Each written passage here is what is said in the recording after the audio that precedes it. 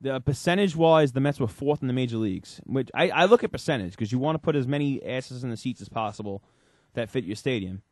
Especially because the Yankees, they charge so much for their tickets, they fall all the way down to 8th, 87.8%. You see the Cubs at 96.3%. They have a tiny little stadium. Boston. Philly at 102.2%. They're over. Philly is a relatively big stadium too. 45,000 people that stadium holds, and they're still packing it out. But this is the problem I have. I mean, the Yankees drew 3.7 million fans this year, and that's a hefty number. They definitely drew the most fans in baseball, right? Yeah, they drew the most. No, the Dodgers. Dodgers drew the most fans in baseball, but Yankees number 2 drew the most fans in baseball, and the Yankees even are offering their fans incentives. They're offering their fans a slight discount off the average game price in order to buy season tickets, and they're offering fans a 12-game plan instead of a 15-game plan. If you want to call us up and give us your opinion about this all, call us up 718-535-0005, 718-535-0005. We'll be talking baseball until 9:30, and then after that we'll have next show coming on. It'll be what's up? Oh yeah, my fault. Let me do that too. Yeah, and then our odds makers coming on tonight. They should be coming on. Yeah, right? they are. Yeah.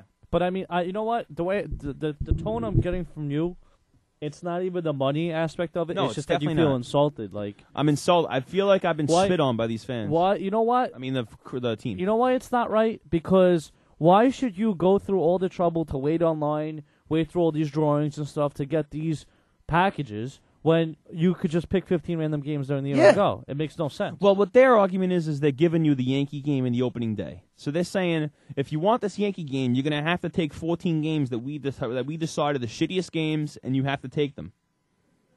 Really? But what the Yankees do, and I love what the Yankees do with this, the Yankees have a 15-game, I think, I'm almost positive they still offer it. It's a 15-game flex plan, which I'm a huge advocate of. What they do is they offer you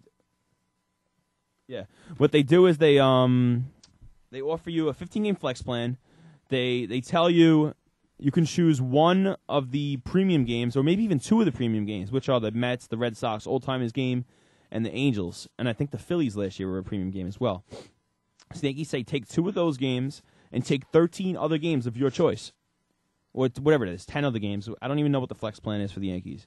But the Mets don't give you any flexibility at all. They say take this game and take these 14 predetermined games, 5 of which are midweek games, in order to go to one Yankee game. I mean, it's crazy.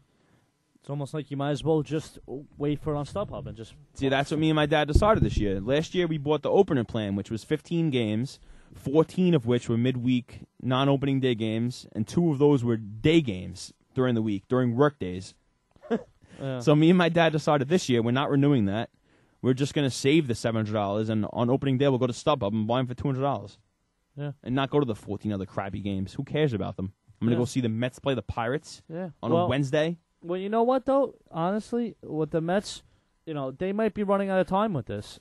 If they don't make some big moves this offseason, maybe they will see a big hit in the attendance of people wanting to get these tickets, after having a year like that. I would see what I've read on the Mets message boards is a really, really strong animosity for this stuff. I think a lot of these fans are not going to be renewing their tickets this year, from what I've been reading. And I don't know if it's just that the fans that read these message boards and write these message boards are just those kind of people that they like to complain or whatever. I mean, maybe it's just those kind of people. But I would like to know on maybe Mets Blog's take on this. I'm going to try to get in contact with Cerrone, see what he has to say. I'd really love to know how many fans out there are really going to not renew their tickets. I mean, it's a bold threat, but who the hell's really going to do it?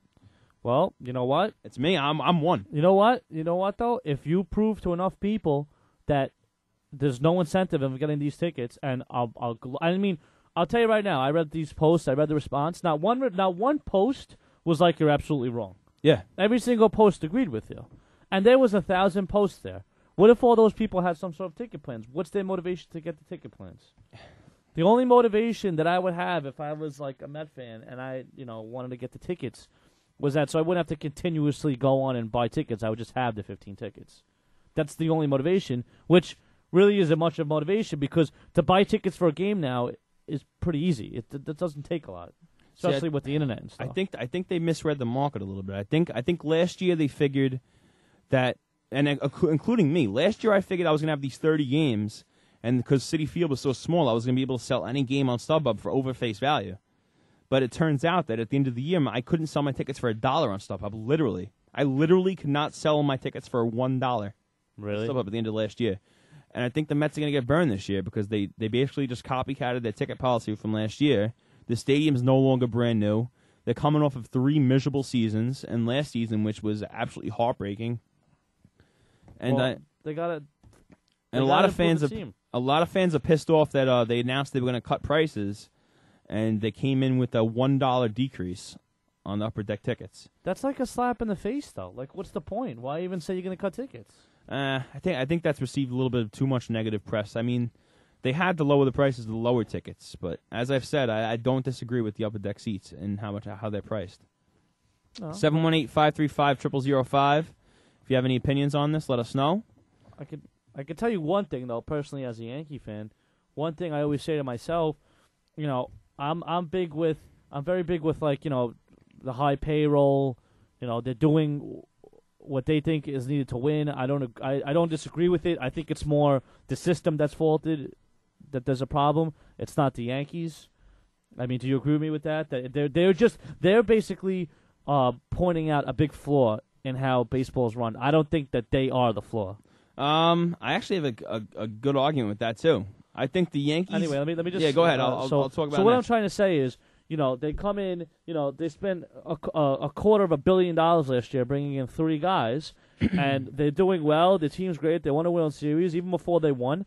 When I sit there and I'm paying $10 for a beer, and my seats are expensive, I personally don't complain because I say, you know what? If I was worried about the actual price of the ticket, then why don't I just become a Royals fan and buy 1,000 tickets for for $400 and watch them lose 130 games? I mean, the bottom line is you're watching baseball in the heart of New York.